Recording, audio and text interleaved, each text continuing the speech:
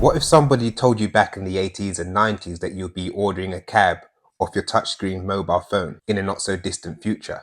You'd probably think that would be impossible. Well, not until 2002, when somebody came up with that same idea. And in 2009, Uber came into existence, and other online cab services followed suit. Today, online cab services are a staple on many people's phones. Well, in May 2017, 34-year-old Grant Nelson was an Uber driver, alongside juggling 2 more jobs.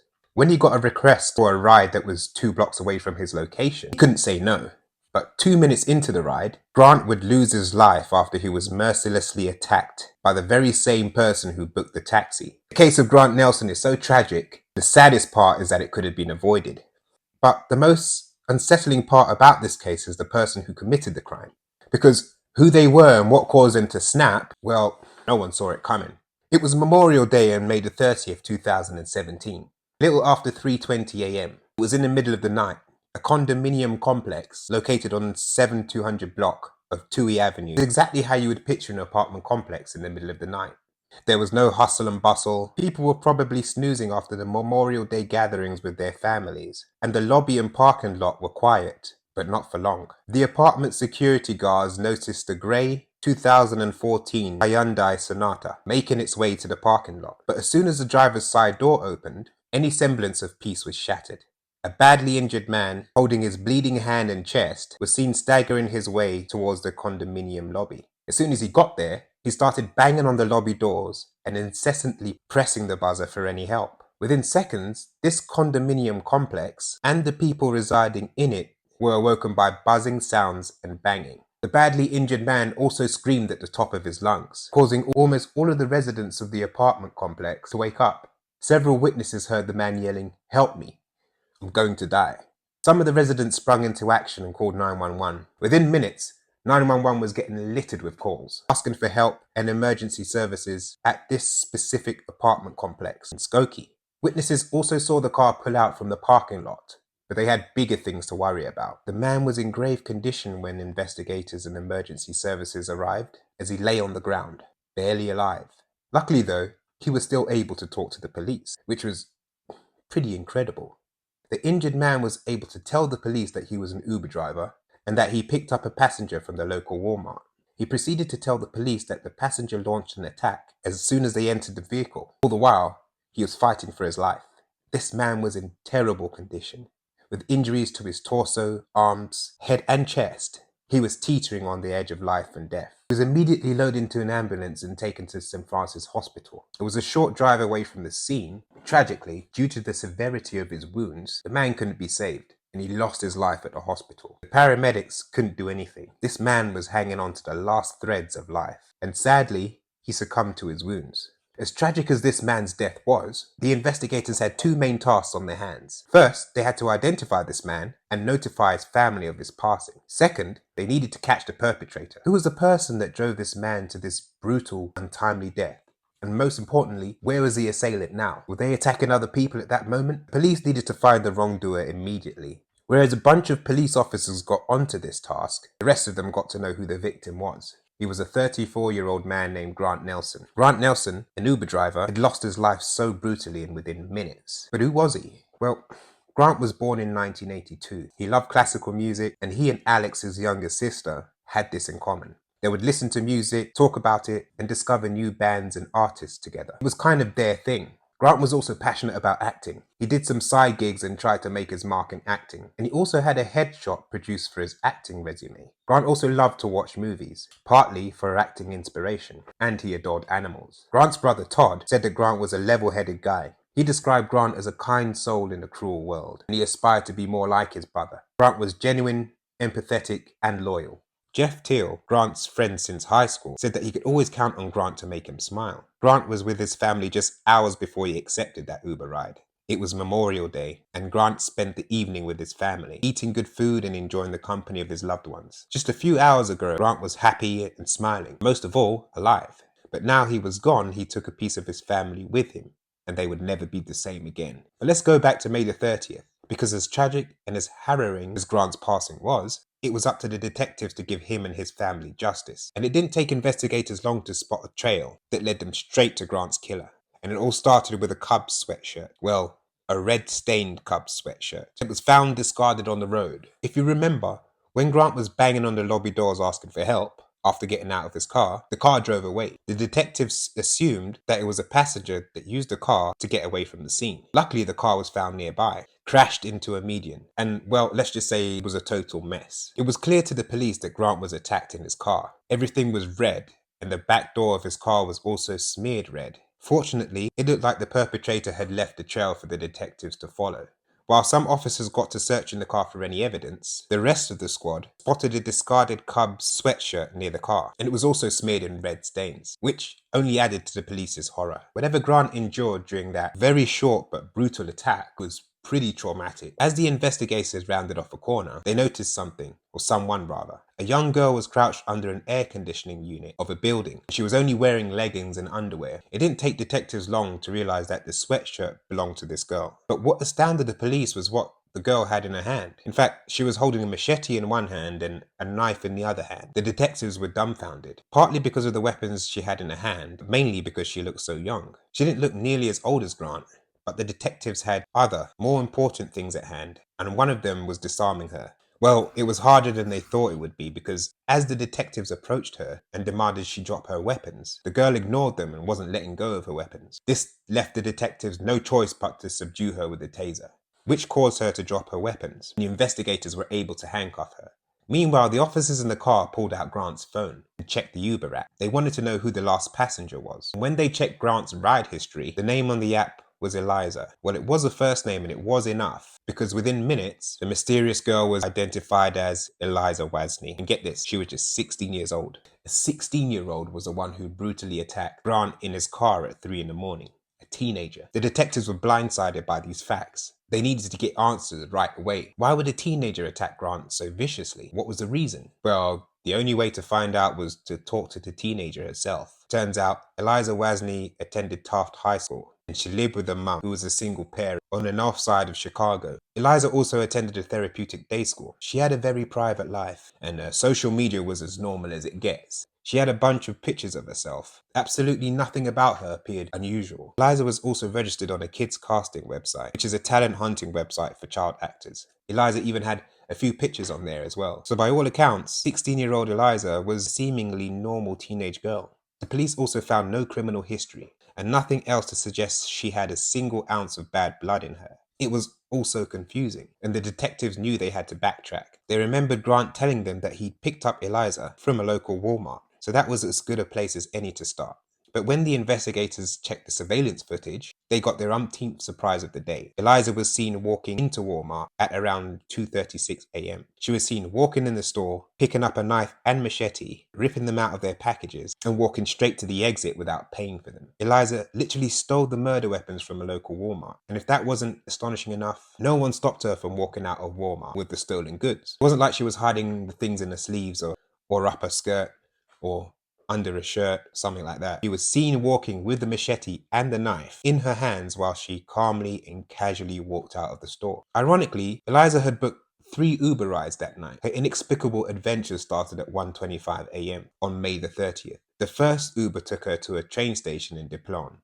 We don't know what she did there, but almost an hour later at 2:18, she booked another Uber, and this one took her to Walmart near Lincolnwood, this being the Walmart in which she shoplifted. After walking out of the Walmart, Eliza walked a bit before she requested her final Uber ride with none other than Grant at 3:18 a.m. Grant was a few blocks away from Eliza's location, and he accepted the ride for some extra cash, this being just a few short hours after having dinner with his family. Within minutes though, the ride turned deadly, and Eliza, out of nowhere, attacked Grant with the weapons she stole from Walmart. Grant suffered from almost half a dozen wounds, and that was when he made an abrupt stop at the apartment complex, practically jumped out of his car and screamed for help before tragically passing away. Eliza, after the attack, got into the driver's seat, but she only got so far before crashing the car into a median. That was when she got out and discarded her sweatshirt, but still held the weapons in her hands. She made a stop at the building at the 7300 block of Lincoln Avenue, where she was later discovered and arrested by police. First of all, why was Eliza even allowed to go out in the middle of the night? What was she doing?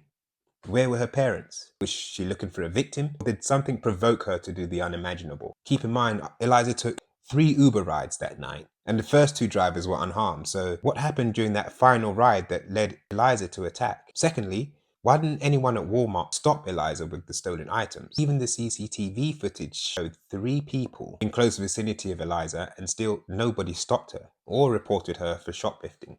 Possibly a bit of white privilege or negligence, I don't know. Let me know your thoughts in the comments. If only somebody had reported her, detectives would have come and arrested Eliza for shoplifting. Maybe the attack on Grant could have been avoided. Well, after the police arrested Eliza, she refused to explain anything, wouldn't reveal her motive, and really clammed up in general, hardly speaking to detectives at all. Investigators needed to talk to people who knew Eliza to figure out why she did this, because the murderer, a teenager, wasn't cooperating.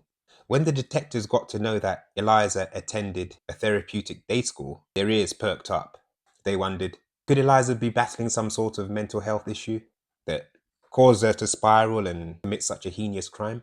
I'm not saying people with mental illnesses have a free pass to do anything, but in Eliza's case, police needed to uncover the motive so that they can make sense of what was going on. According to Mark Grishaber, principal of Taft High School, Eliza was in and out of therapeutic schools all the time. Interestingly, her case manager even told the principal that she couldn't have been enrolled in this school to begin with. So why was she eventually enrolled? We'll never know. We also don't know if the investigators conducted any toxicology reports or any psychiatric evaluations on Eliza. And even if they have, the results of these evaluations haven't been made public, which makes this case even all the more frustrating. But it is understandable considering she's a minor, or at least she was at the time of the case. But one thing police did rule out was the possibility of self-defense. Eliza had no defensive wounds on her body, and nothing pointed to the fact that Grant made her uncomfortable during the ride, or that this was the reason that Eliza had attacked him. But if Grant didn't provoke Eliza in some way, what did? Well, if Eliza thought she could get out of this by staying quiet, then that wasn't going to happen. Eliza was going to stand in front of the court and face the consequences of her actions, regardless of her reasoning. Eliza was arrested and charged with first-degree murder on the 31st of May, just a day after she committed the crime. She was kept at a juvenile facility, and it was ultimately decided that she'd be tried as an adult. Despite her obvious struggles with mental health, and quite possibly trauma. Speaking of behind bars, Eliza wasn't the ideal prisoner. She racked up over 450 violations while being held in prison. The violations ranged from unauthorized movements to attacking prison guards and other prisoners. It was also reported that Eliza would repeatedly bite, kick, and strike anyone, prisoner or prison guard, when they tried to grab her. This girl was insane, and likely clinically so. To add to that, Eliza also resorted to harming herself in prison multiple times, and had to be taken to Stroger's Hospital in Cook County about 6 times. At one point, she even wrote the word "die" in big red letters on the wall of a prison cell after harming herself. All pretty much disturbing.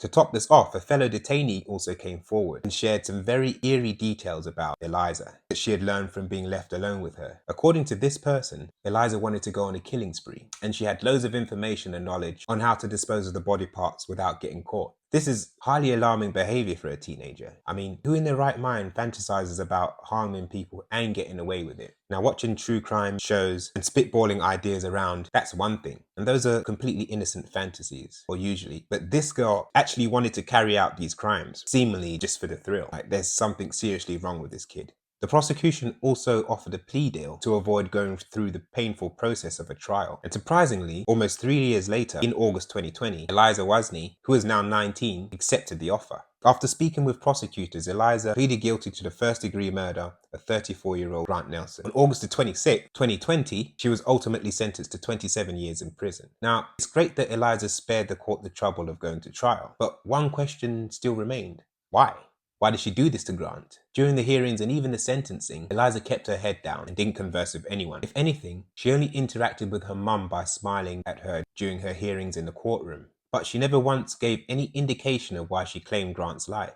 Now, Eliza will probably be out of prison in her 40s. She'll still have a lot of life left to live. But even though she's behind bars right now, can't help but feel unsettled about her being released, when you don't even know why she harmed Grant so callously in the first place. Grant's family primarily blames Walmart for their son's death. I mean, can you blame them? There was a handful of Walmart employees and security workers when Eliza walked in and basically stole the murder weapons in front of everybody. Surely somebody must have seen Eliza doing this. But even if they did, it wasn't reported to the police. They literally just let her walk out the front door. Where were the security personnel during this? If it's their job to do anything at all, it's to monitor the exits. At the end of July 2017, just 2 months after Grant's passing, the Nelson family sued Walmart, along with their allied Universal and Monterey security consultants. These were the companies that provided security services to Walmart. Walmart, on the other hand, stressed that the store officials did alert third-party security to a possible shoplifting incident. But even if they did, we all know by now that nothing was done to stop Eliza. Now, whether this is true or not, who knows? It kind of feels like Walmart board members were just probably trying to pass the buck. But that's just me being cynical. There's really no evidence to prove this whatsoever. As of doing this video, there have been no further updates about the Walmart lawsuit. So we don't know if the Nelson family was successful or if the charges were eventually dropped. Either way, Grant's funeral was held on June 2nd, 2017. As you can guess, everybody was bereaved. Grant's sister Alex was still in denial that her older brother had gone. She felt like she was still waiting for Grant to come walking through the door any minute and flash his $1 million smile at her, but this never happened. We can only hope that Grant's loved ones can move on with their lives after this devastating loss, which is easier said than done because their whole world shattered in a matter of hours, showing everybody how cruel and uncertain the future can sometimes be. The attack on Grant infuriated and scared many online cab drivers, and they took all of their rage out on social media. Eliza's social media, to be exact. Everyone was enraged, and they didn't want Eliza to just get away with a slap on the wrist just because she was a teenager, even though she luckily was tried as an adult. Some comments were downright violent. People suggested that Illinois bring back the death penalty in Eliza's case or give her the harshest possible prison sentence. The public was seething with anger, and rightfully so. But because the comments were getting so threatening and so violent, Eliza's Facebook account was deactivated. As far as the official details go, Eliza and Grant didn't know each other, so they were strangers, which adds quite a terrifying layer to the whole case. Yes, stranger danger is a thing, but teenagers committing horrific and unspeakable crimes that lead to death? If that doesn't send chills down your spine, I don't know what will. This was all just so sudden, so unexpected, and unnecessarily cruel. Usually, it's the other way around, and it's the unsuspecting teens who are targets for monsters with vicious intentions. But this case turned the tables rather quickly, and left everyone feeling helpless and in fear for their lives. It begs the question, are we ever truly safe? And as scary as it may seem, I think the answer is a resounding no. Thank you guys for tuning into another episode of Crime Lab. If you enjoyed this video, check out this other interesting case, and don't forget to subscribe. It's totally free and keeps you up to date with all of my future videos. Take care, stay safe, and I'll catch you guys in the next one.